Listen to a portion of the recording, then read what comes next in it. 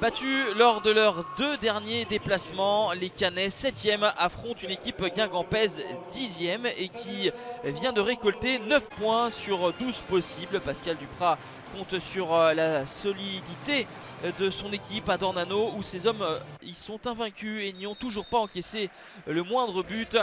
Pascal Duprat est privé de nombreux joueurs testés positifs à la Covid, Armougom, Weber, Iago et Gioacchini. Et la première situation, elle est pour les Guingampais, mais Gomis joue mal le coup. Il aurait pu peut-être servir à un coéquipier mieux placé.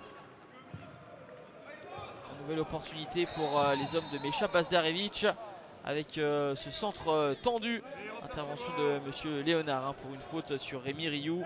Derrière, les malhermistes vont un petit peu sortir de leur léthargie avec cette frappe captée sans problème par Enzo Basilio, le gardien ancien de Concarneau, Dijon, Rodez ou QRM, qui s'illustre d'une très belle manière sur cette frappe de Rivierez.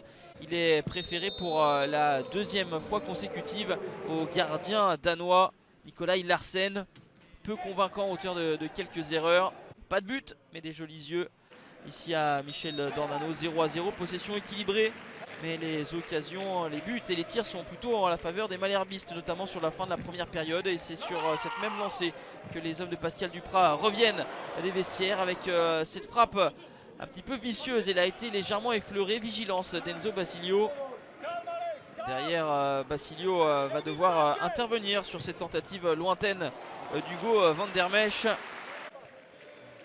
C'est une partie qui est assez ouverte, assez alerte. Et en définitive, les Guingampais bien en place essayent de placer quelques banderies, quelques petits contres. Mais Rémi Rioux garde toute sa vigilance. On avance dans cette partie avec un très bel appel de Yacine Bamou dans la surface de réparation. La tentative de l'ancien Nantais un petit peu excentrée est sortie par Enzo Basilio. Bamou entré en cours de jeu, tout comme Jesse Deminguet. C'est lui qui enroule sa frappe du pied gauche, enroulé hors de portée d'Enzo Basilio, la 91e minute. Caen mène à 0. Jesse Deminguet, il avait fait son apparition 5 minutes plus tôt. Et c'est lui qui permet à son équipe de mener. 6 buts marqués au total pour le Stade Malherbe de Caen. 14 points récoltés, un superbe ratio.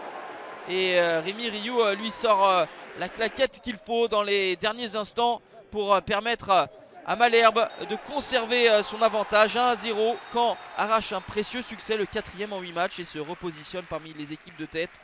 Guingamp pensait prendre et tenir le point du match nul mais subit son 2e revers de rang loin de ses bases.